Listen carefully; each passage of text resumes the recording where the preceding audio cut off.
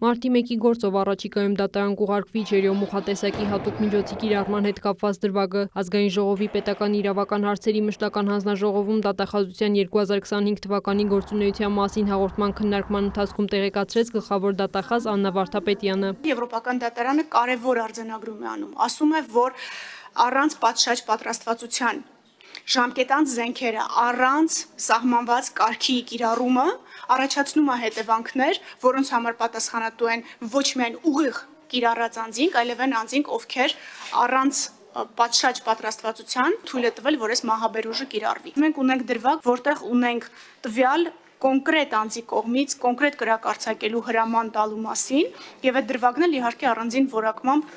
կուղարկվի դատարան։ Հիշեցնեմ, մարտի 1-ին ջերյո մուխատեսակի հատուկ միջոց է կիրառել 4 ոստիկան։ Այս զենքից զոհվել է 3 ցուցարար։ Պատգամավոր Անուշ Քլոյանը հետաքրքրվեց, ինչ փուլում է մարդու իրավունքների Եվրոպական դատարանի Ֆարմանյանն ընդդեմ Հայաստանի գործով վճռի կատարումը։ Գլխավոր դատախազը պատասխանեց, Եվրոպական դատարանի վճիռների կատարումը պարտադիր է, սակայն դրանք չեն փոխարինում ներպետական դատական ակտերին։ Նրա խոսքով ՄԻԵԴ-ը մի շարք կարևոր արձանագրումներ է կատարել, որոնք հիմք են դարձել նոր մեղադրանքների առաջադրման եւ գործերի դատարան ուղարկելու համար։ Ֆարմանյանի գործով հենց,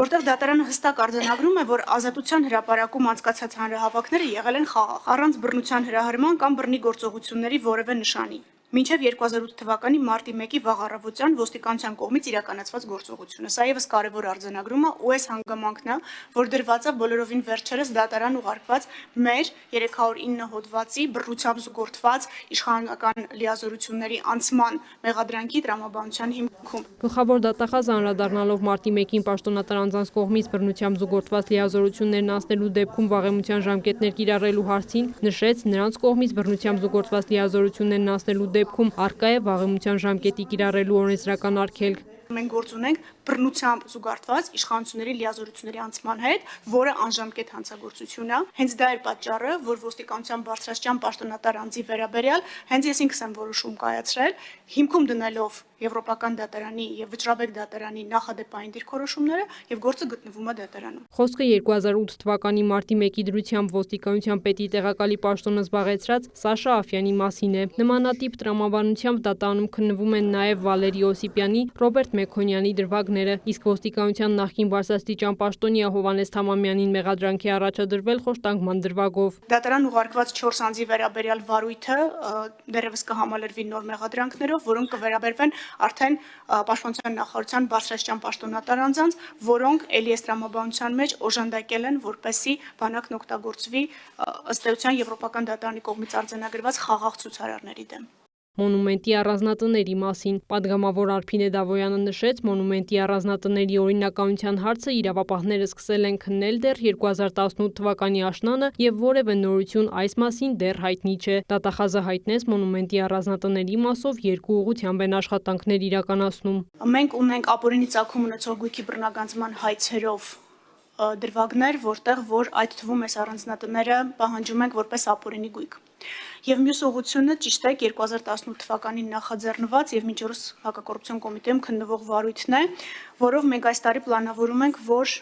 հանրությանը կիրազեկենք առաջընթացի մասին, գոնե ապօրինի ծագում ունեցող գույքի բռնագանձման մասով այս առանձնատների մի ստվար զանգված մեր տեսադաշտում է գտնվում ու մենք կարծում ենք, որ մեր ուժը կպատի այս տարվա մինչև վերջ նաև քրեական վարույթով ունենալ առաջընթացներ։ Աննա Վարդապետյանը ներկայացնելով Սևանա լճի ափամերձ հատվածներում ապօրինի կառույցների ապամոնտաժումները տեղեկացրեց 2025 թվականի դեկտեմբերից մինչև օրս դատախազության միջնորդագրերի կատարման արդյունքում լճի ափամերձ հատվածներում գտնվող բացարձակ նիշից ցածր 34 հողամասում ապամոնտաժվել եւ քանդվել է 86 շենք-շինություն։ Սևան ազգային պարկ ՊՕԱԿ-ի կողմից լուծվել 2 պայմանագիր։ 26 թվականի փետրվարի 24-ին ապամոնտաժվել են կրթության գիտության նախկին նախարար Արմեն Աշոտյանի եղբոր կողմից բացարձակ նիշից ցածր հողամասում ապօրինի կառուցված քոթեջը, Գեղարքունիքի նախկին մարզպետ Ռաֆիկ Գրիգորյանի որդու Կարեն Գրիգորյանի կողմից ապօրինի կառուցված քոթեջը, 26 թվականի մարտին ապամոնտաժվել են պաշտպանության նախկին նախարար Սեյրան Օհանյանին փաստացի պատկանող առանձնատան բացարձակ նիշից ցածր հատվածում գտնվող պարիսպները, թեկահարթակը, ապամոնտաժվել է նաև ազգային ժողովի նախկին նախագահ Սամվել Նիկոյանի որդուն փաստացի պատկանող առանձնատունը։ Ապամոնտաժվել են ոստիկանության նախկին պետ Վլադիմիր Գասպարյանի կողմից ապօրինի կառուցված Սևանի առանձնատան բացարձակ նիշից ցածր հատվածում գտնվող պարիսպ, բետոնե հենապատ, թեքահարթակ եւ այլ շինություններ։ Ըստ դատախազության հաղորդման 2025 թվականին պետությանը վերադարձվել է 124 անշարժ գույք։ Ապօրինի գույքի բռնագանձման գործով օրինական ուժի մեջ է մտել առաջին վճիռը։ Դատարան հանձնված քրեական գործերը 23.8%-ով աճել են։ 2025 թվականին հանցագործության դեպքերը նվազել են, բացահայտման ցուցանիշը աճել է 6.9%-ով։ Ավարտված քրեական վարույթների 53.4%-ը քննվել է մինչև 2 ամիս ժամկետում։ Քրեական վարույթներով վերականգնված միջոցների միասնական հաշվին փոխանցվել է 21 միլիարդ 458 միլիոն դրամ։ 2025 թվականին դատարաններում քննվել եւ ավարտվել է 957-ով կամ 9.7%-ով ավելի գործ, քան 2024 թվականին։ Նախորդ տարի զինված ուժերում սպանության դեպք չի արձանագրվել։ Երկրորդ տարին անընդմեջ գրանցվել է կոռուպցիոն հանցագործությունների թվի նվազում։ Դատախազության միայն ապօրինի գույքի բռնագանձման լիազորության շրջանակում հօգուտ Հայաստանի Հանրապետության բռնագանձվել է շուրջ 14 միլիոն 464 հազար դոլարի գույք եւ դրամական միջոց։ Քրիստինե Թորոսյան, լուրեր։